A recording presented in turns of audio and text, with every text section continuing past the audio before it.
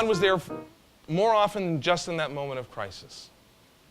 But I didn't really integrate that understanding of how God fit into my life till the age of 31. But the thing is, I can remember the exact moment.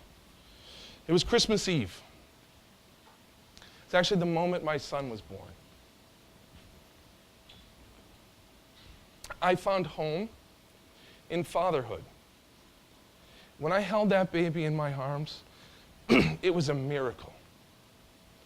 10 fingers, 10 toes. And I realized right there the gift of fatherhood and God's love. My world changed forever. Now, I love my parents, right?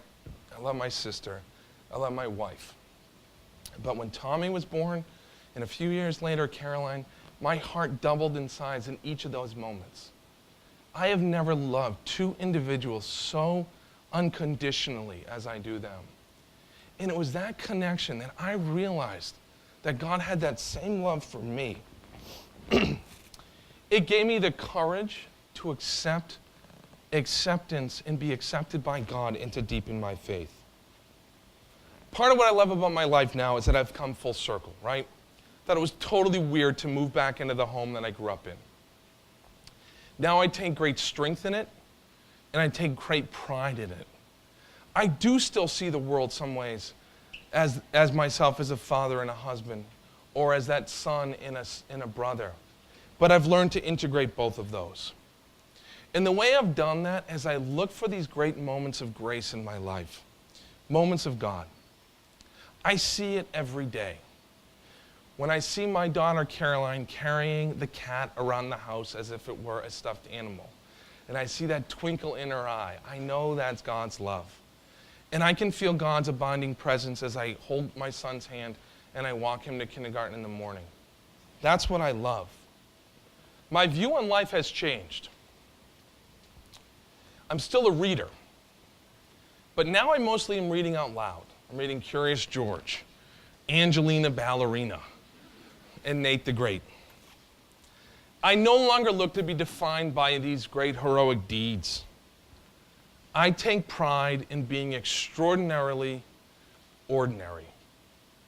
Waking up in the morning, making coffee, buttering toast, hanging up Christmas lights, tying shoes, getting kids dressed, coaching soccer. These are the things that I love, and these are who I am. They're one and the same.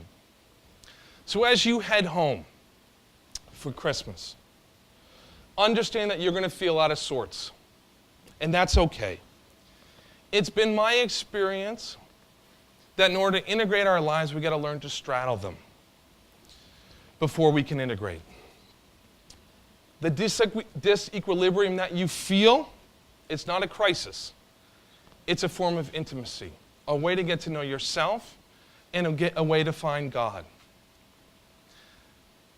That intimacy also allows you to recognize how much you've grown. Because when that hero returns home, they have to see the world differently. And they often see their world differently. And the reason they're doing that is because he or she has grown in profound ways. So recognize that. Home is what you make of it. Home is where you can be yourself.